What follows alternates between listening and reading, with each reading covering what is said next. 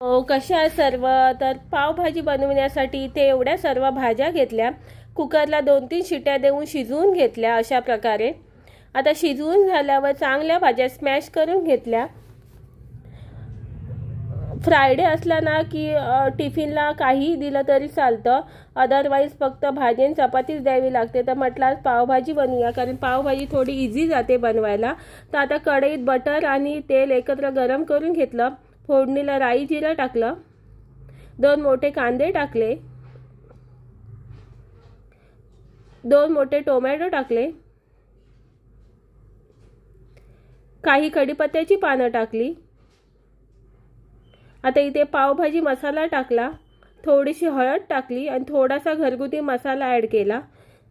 आता चांगलं परतून घेतला आणि भाजी टाकली. आता 5 मिनटं फक्त झाकण देऊन शिजवून घेतलं आणि तुम्ही बघू शकता पावभाजी बनवून तयार झाली आहे.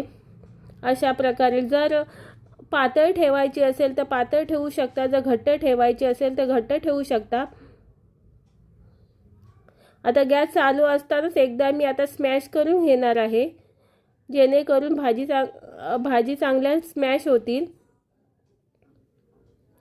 आता वरून भरपूर सारी कोथिंबीर टाकली.